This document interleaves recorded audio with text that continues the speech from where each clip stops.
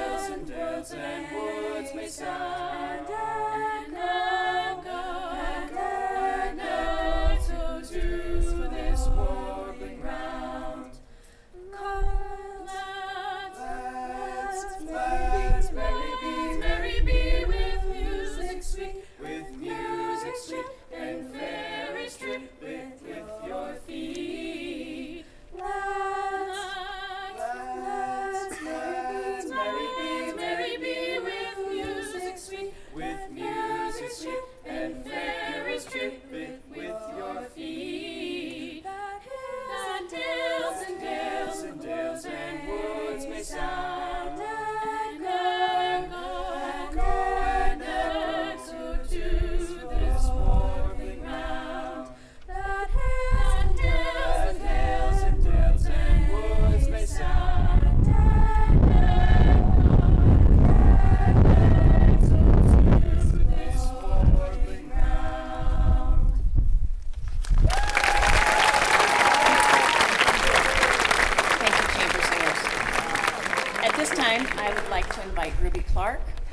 class president to share a reading.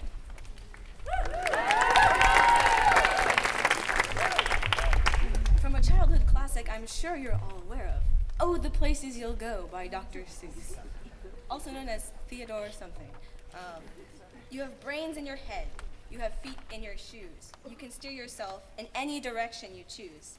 You're on your own, and you know what you know, and you are the guy who'll decide where you go. You'll look up and down streets, look them over with care. About some you'll say, I don't choose to go there. With your head full of brains and your shoes full of feet, you're too smart to go down any not-so-good street. And you may not find any you'll want to go down. In that case, of course, you'll head straight out of town. It's opener there in the wide open air. Out there things can happen, and frequently do, to people as brainy and footsy as you. And when things start to happen, don't worry, don't stew. Just go right along, you'll start happening too. You'll get mixed up, of course, as you already know. You'll get mixed up with many strange birds as you go. So be sure when you step with care and great tact. And remember that life's a great balancing act. Just never forget to be dexterous and deft, and never mix up your right foot with your left. And will you succeed? Yes, you will indeed. 98.75% guaranteed. Congratulations, today is your day. You're off to great places, you're off and away.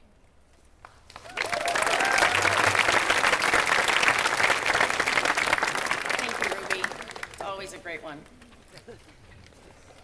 2 weeks ago, we began Branson's 100th year of school. 100th year, come on.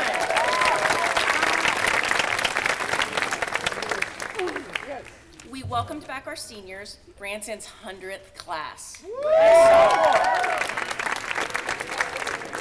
For a little school like ours, to be around for 100 years is quite extraordinary. During those 100 years, we've educated and sent out into the world thousands of graduates, thousands, who, as they wended their way around the country and the world, made their mark in industry, the sciences, education, sports, literature, journalism, you name it. They've done it all, as you will too. From the beginning, Catherine Branson was devoted to creating a school that's centered on excellence, academic excellence, personal excellence, excellence in whatever endeavors her students chose to take on. One of her oft-repeated phrases to her students was, remember who you are and who you represent.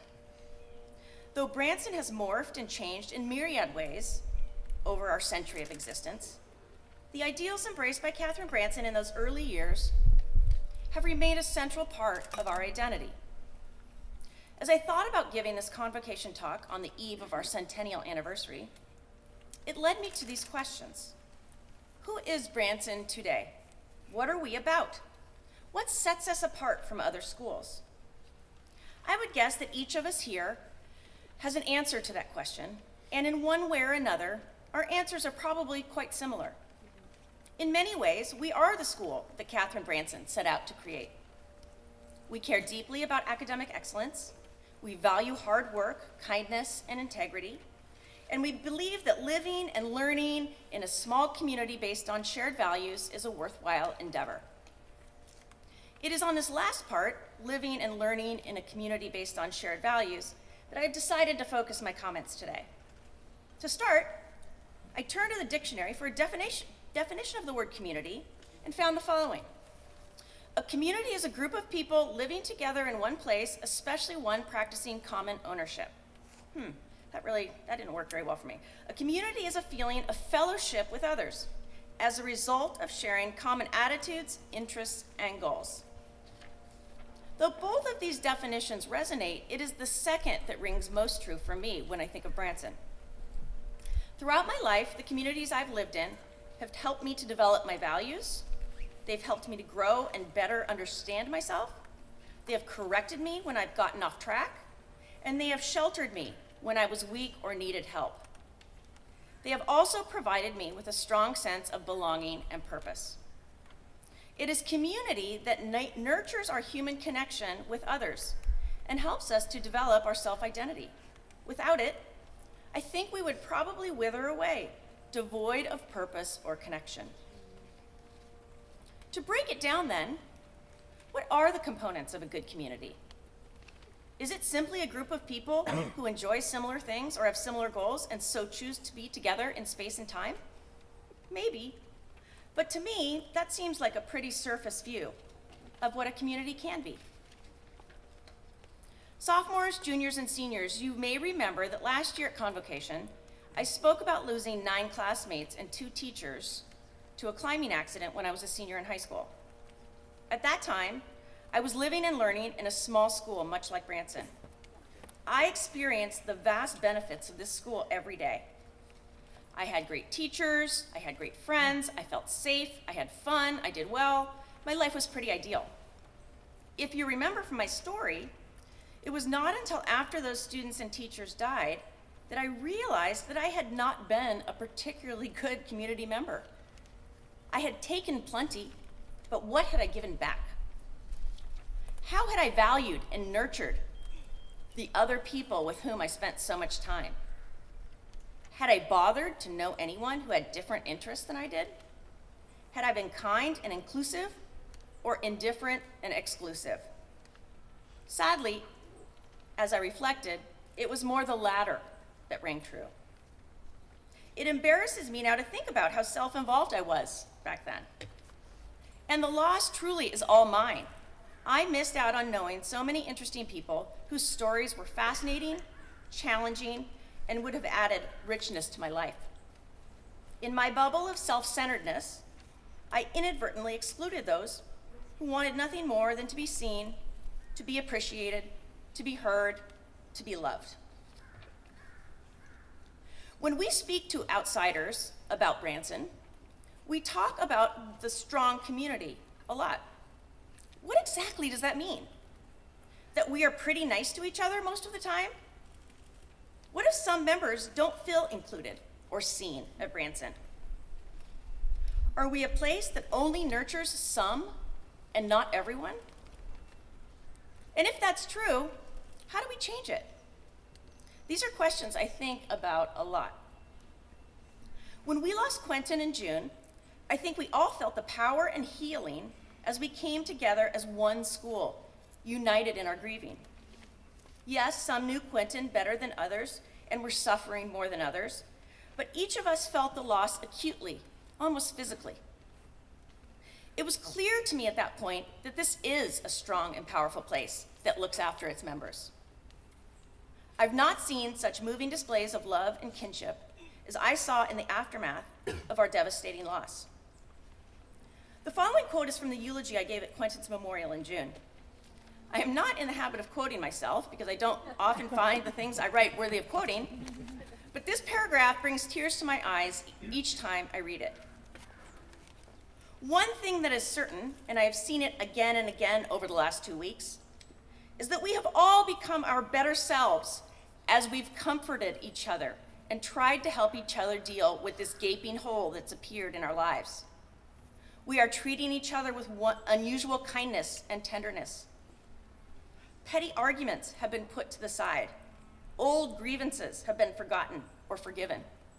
Social media interactions have trended toward thoughtfulness and kind-heartedness, and we are being more generous and gentle with those we love. In his heartbreaking passing, Quentin has given us a tremendous gift of which we must not lose sight. Not tomorrow, not next week, next month, or even next year. Quentin has given us a gift of perspective that we cannot ignore. Suddenly, and without warning, loss and grief came hurtling into our lives last Monday. It's so painful and the ache is so great that it is hard to imagine that we will ever feel better again. We will feel better again, of course, because humans are resilient beings by nature. But I think a renewed sense of happiness and peace will come to us more powerfully and quickly if we take Quentin's gift of perspective and grab it, hold on to it tightly, and keep it close to our hearts as we continue to love and support each other through this time of need and beyond.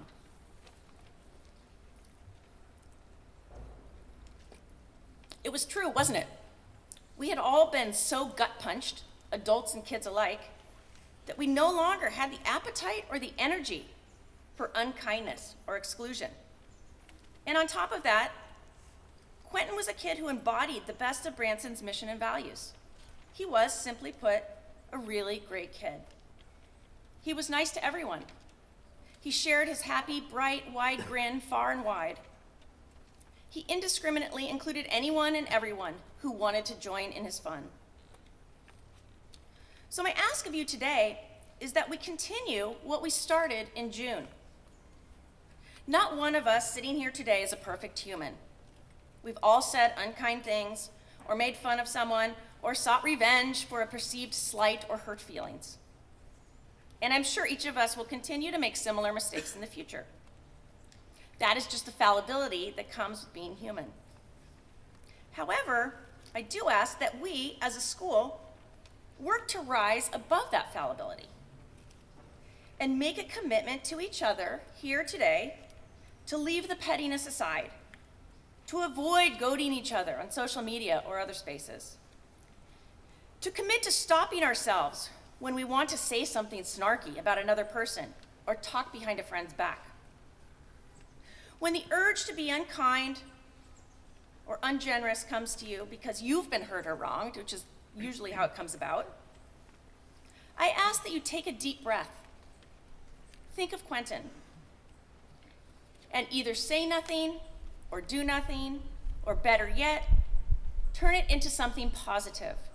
A smile, a pat on the back, a kind word. In doing that, we will make Branson a place that is a true community of shared values, where each member does feel a deep sense of belonging. I know we can do that.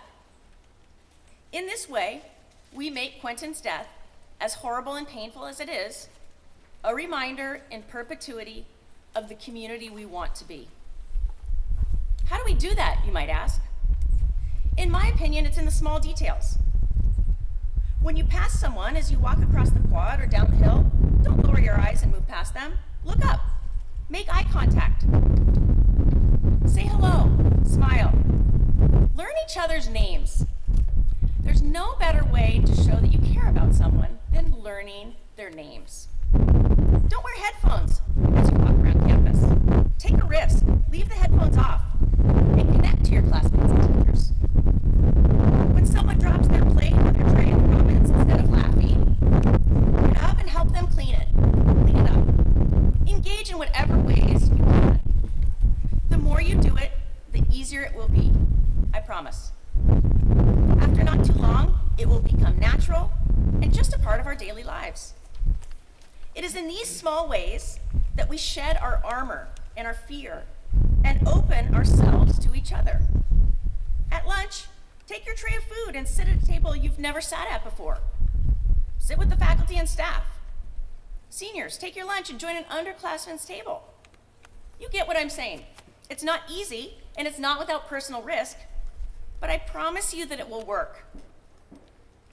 I was raised Catholic, and though I no longer actively practice the faith, there is one ritual that I always loved and found meaningful. In Catholic services, it's called the sign of peace. At this moment, just before taking communion, members turn to one another and shake hands while saying, "Peace be with you." This gesture can mean anything from hello, I see you next to me, to I appreciate your presence here, to I love you, to hi. I'd like to do that today, right now. Let's take a moment to greet the people seated beside us on either side and in front and in back. You can say whatever you want. Peace be with you, hello, have a great day, anything will do. Reach out, shake hands, smile, and meet each other's eyes.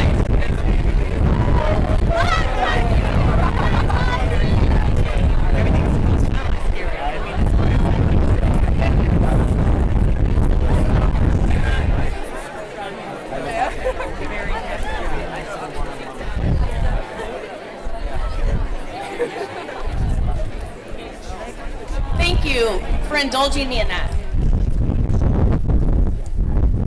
Creating and sustaining a strong community takes nurturing and work on the part of every member. So we all must participate in the daily practices that bring us closer together, whatever they may be. Not only will we become a stronger, more unified school, in which each of us is seen and appreciated.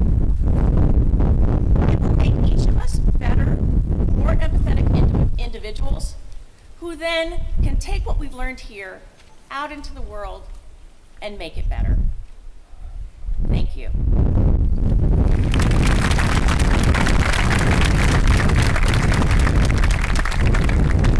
This time I'd like to invite Lisa, one of our school presidents, Benji, to share our line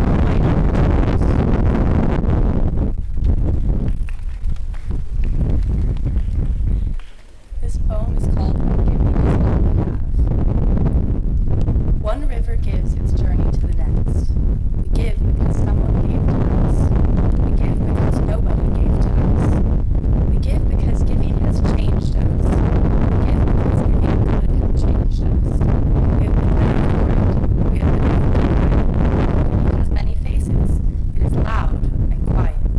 Big, though small. Diamond in wood nails. Its story is old, plot worn, and the pages too. But we read this book anyway, over and again. Giving is first and every time, hand to hand, mine to yours, yours to mine. You gave me blue, and I gave you yellow. Together we are simple green. You gave me what you did not have, and I gave you what I had to give. Together we made something greater from the difference. Thank you.